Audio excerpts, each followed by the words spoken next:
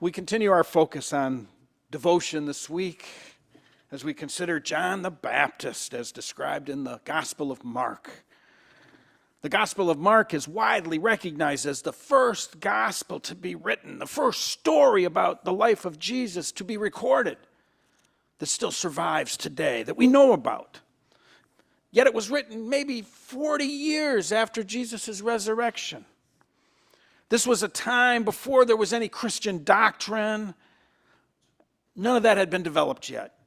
And so churches that existed, the few that there were at this point, focused on following the example of Jesus rather than worrying about a particular set of beliefs. It was a way of life based on love, on what people had seen and had learned personally from Jesus, more than it was a certain set of beliefs that people attested to. Following Jesus at this time was known as the way because of this fact. It was a way of life. The Gospel of Mark came about when one of these early churches decided to write it down. Just write down the stories they'd been telling one another every Sunday so they wouldn't be forgotten, because war was at hand. The Gospel of Mark was written pretty much at the same time as the invasion and the destruction of Israel at the hands of Rome around 70 AD. Roman commander and soon-to-be Emperor Titus attacked the fortress city of Jerusalem all summer long, besieged it, finally breaking its walls and killing everyone in the city. The Christians were not aligned with either side in this war.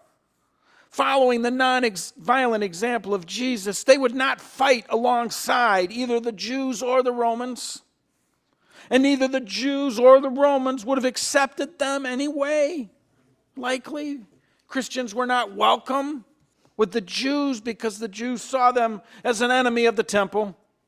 And they were not welcome with Titus on the side of the Roman Empire either, because to the Romans, they were just more disobedient outsiders. So the Christians were living in the midst of this war with chaos around them and the risk that they could be attacked by either side. Seeing all this destruction, the early church had to make a decision. Was this the end of the world, as predicted by Paul and by Jewish tradition, or would life go on? Those who believed there would be a future took on the task and the risk of writing down this story for future generations to read and draw strength from. Today's scripture passage comes from the opening, very first words of the very first story written about Jesus in chapter 1 of Gospel of Mark. The first sentence reads, "The beginning of the good news of Jesus Christ, the Son of God." Now, the first line of the Gospel of Mark is not really a sentence, but instead, it's probably the original title of the Gospel, a title that was preserved when the Gospel was renamed Mark, maybe 100 years after it was written. So instead of doing away with the title, they just moved it into the text. They preserved it for us. For the community that wrote Mark, the good news starts with an adult John the Baptist meeting an adult Jesus, right? This was the beginning for Mark. There's no birth story for Jesus in the Gospel of Mark. And this was actually part of a huge controversy in the early church. A belief arose that Jesus was an angel or a spirit of God who just appeared to be human. That Jesus was too good, too holy, too pure to be human, too much like God to be like you and me. The lack of a birth story in Mark did not help matters, since in Mark it appears that Jesus just appears out of nowhere with John the Baptist at the Jordan River. This argument over the nature of Jesus would rage for almost 300 years until the church would finally decide that Jesus was both fully God and fully human. a belief that's still widely held to this day. But back to Mark. So right after the title, Mark starts with a statement from ancient Jewish prophet, the great prophet Isaiah. And so what's Mark up to here? He wants to show a direct connection between Jesus Christ and the pre-existing Jewish prophetic tradition. Not a connection to the temple or to the priests and scribes, who John the Baptist, frankly, for the most part, rejected, but specifically to connect Jesus to this tradition. So while the books of Matthew and Luke start off with the birth story, Mark's first priority was to show that Jesus was born, was connected to the Jewish prophetic tradition. Ancient Jewish readers would have heard these first few lines from the book of Mark and would have clearly heard the well-established words of the prophets. Mark writes, "I will send my messenger ahead of you who will prepare your way, the voice of one crying out in the wilderness, prepare the way of the Lord, make his path straight." Does that sound like something a prophet would yell at a street corner? In this long sentence, Mark blends the prophecies of Isaiah and Malachi, along with a reference to Exodus, all things that might easily be overlooked by the modern reader who's not aware of the prophetic tradition. So right after saying that this was the beginning of the good news, evidence is provided that it's not really the beginning at all, that it's more like a continuation, a next step in God's prophetic outreach. And this is where Mark introduces John the Baptist as the fulfillment of prophecy, and most importantly, something predicted by the ancient prophets of Israel. John the Baptist is presented as an outsider, not a man of the city, but a man of the wilderness, a man who did not wear the normal clothes of a spiritual leader or eat the food of the temple. Instead, John the Baptist was a man who dressed in primitive camel skins and ate insects and honey. The Gospel of Luke says that John the Baptist is related to Jesus as his cousin, but Mark doesn't make that claim. Mark does indicate that John the Baptist, this man living out in the wilderness, was incredibly popular. The text says that people from the entire countryside and from the city of Jerusalem, from the city of the temple, came to John the Baptist to be forgiven and to be baptized. People from all walks of life came to John the Baptist: slaves, workers, soldiers, even the scribes and the temple priests came. And the text says that John the Baptist proclaimed a baptism of repentance for the forgiveness of sins. This was a huge problem for the leaders of the temple religion, because the temple is where you're supposed to go for God-sanctioned place, the God-sanctioned for forgiveness, not out in the wilderness. Rather than going to the temple as prescribed by Jewish law, more and more people were starting to go to John to be baptized, to be cleansed. Not the consecrated and clean temple, but the muddy waters of the Jordan River. So John the Baptist, in a very real sense, was leading a religious rebellion against the temple. Oh, and a popular one at that. And interestingly, the forgiveness that John was offering was not about forgiveness of sin to obtain entrance to heaven after death. This was a much more worldly and more pressing issue. See, there was a common belief among the people that in order to be freed from Rome, their sins had to be forgiven first. And this was a huge and pressing issue for the Jewish people. It was widely believed and commonly understood by the Jewish people that the reason they were under the heel of Rome and not a free people was because their sins or their inability, because of their inability to follow the law of Moses. In the scriptural thinking of that time, they were being enslaved because they were being punished by God, more so than because of the power of the Roman Empire. In other words, they believed that God was using Rome to punish them for their sins, because God had not forgiven them. So John the Baptist's offer of forgiveness of sin was huge. Everyone wanted to be free of Rome, and the only way that could happen was through God's forgiveness of their sins. This connection between freedom and sin had been well established by the prophets of old, who almost always explained Jewish losses in war as a result of the people's sins. It wasn't theoretical forgiveness that the people longed for. It was freedom. And their freedom from foreign rule could only come after they received forgiveness from God. Only after God decided to stop using Rome as an instrument of punishment.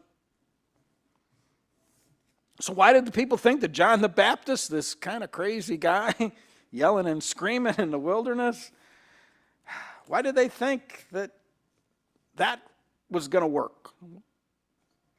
I'm not sure. I don't know. My guess would be that the depth of John's devotion, the poignancy of his teachings, stood out as genuine, as authentic, and were really convincing.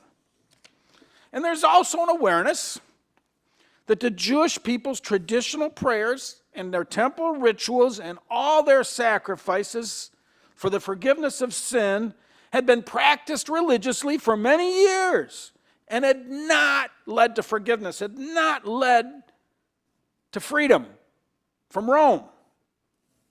Since it looked like temple devotion had failed to bring forgiveness of sins and freedom, their people are looking elsewhere. And what John was doing was definitely fresh and different. John's devotion was extreme, so extreme, he had removed himself from society to live in the wilderness, presumably alone. John the Baptist's extreme devotion would have been as uncommon then as it would be now.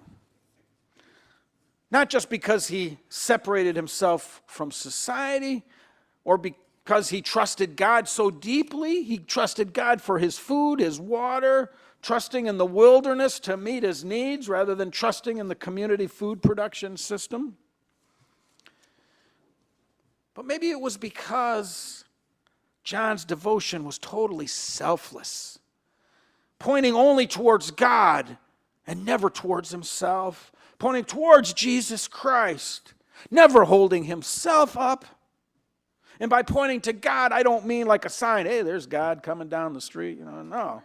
But point as a way of life, as an expression of love, as an expression of the prophetic tradition of justice for the poor.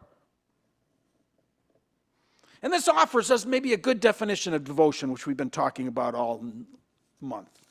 The giving of oneself to God on a moment-to-moment basis. Is that what devotion is to you? John the Baptist does this like few others in the biblical record. John the Baptist, a leader in his own right, gathers together a huge following, only to say, it's not about me. Thanks for showing up, folks. But there's another guy coming. I'm not worthy to untie his shoes. And that's what John did, and that's what John the Baptist lived. Complete devotion to God and devotion to Christ, even before Christ made himself known. John exemplified a selfless devotion, and John took that devotion to an extreme degree. Well, maybe we need to be careful here, that we don't notice the extremeness, that we don't notice that without also noticing the total selflessness being demonstrated by John. Historically, this has been a problem. When a self-centered person wants to be like John the Baptist. Oh, I can be like John. I'm as devoted as John, so I'm going to do some extreme things. Prove that I am. Not by doing necessarily exactly what John did, living in the wilderness and eating locusts and honey, but by extreme fasting or self-flagellation or other means of self-abuse. Our devotion should never be so extreme that it damages ourselves and others. When our devotion crosses that line, when our devotion to God or to anything else damages ourselves or others, that's a sign that something's gone wrong. For example, fasting is a wonderful practice that has value biologically and spiritually and in building devotion, but only if done for a short amount of time, a day, maybe two. Beyond that, we risk damage, and that damage is generally not helpful. Maybe it's part of humanity's continuing growth in our relationship with God that such extreme practices of self-harm for the sake of religion, practices like a person whipping themselves like Jesus got whipped, are no longer considered normal and helpful in most places in the world. It's still practices in some places. The problem with such extreme practices, first, is that they damage us, and true devotion never does that, never causes damage, because true devotion is about love, because true devotion is about God. True devotion leads to a healthy relationship with God, not an abusive one. Second, extreme practices like that can actually be more of an act of ego than an act of devotion. An act done out of our own self-will to prove to ourselves or others how devoted we can be, not an act done out of God's will, even if it is presented and understood that way by the devotee. Pursuing extreme practices to try to prove our devotion, doing them as a test of willpower, can actually push God away by strengthening our own stubbornness and by making selfless devotion to God difficult, if not impossible. It's already hard enough to be selfless, to surrender yourself fully to God, to be an expression of love, greatest challenge we face. And remember that real devotion is a process of surrender, a process of giving yourself to God, of giving yourself to love, of living in the awareness of God that is love. The prayer of not my will, but your will be done is central to spiritual devotion, and it's one of the most effective forms of spiritual practice in the Christian tradition. Surrendering oneself with this prayer, not your will, but my will. Devotion to God in this manner can change our unhealthy relationships drastically, particularly if a relationship is abusive or self-serving, often ending such relationships, and that's okay. That's good. It's when devotion starts damaging our healthy relationships that we need to be concerned. If our devotion tears down our unhealthy relationships, that's probably a good thing. It's a step in the right direction. John the Baptist's extreme devotion did not drive people away. It had the opposite effect. People from all walks of life came to John to be forgiven and baptized in the Jordan River. John the Baptist's devotion is helpful to remember as we approach Christmas. Christmas is a ritual of beginning, of new beginnings, of new life, of celebrating birth. If all we had was the Gospel of Mark, this story about John the Baptist would be our Christmas story. It would be the birth of our tradition, the start of Jesus' ministry. If all we had was Mark, this would be our story of how things got started, how Jesus became known as the Christ. The devotion of John the Baptist provides us with an amazing story of healthy, if not extreme, devotion, of giving up everything, of pointing to God and nothing else with our life.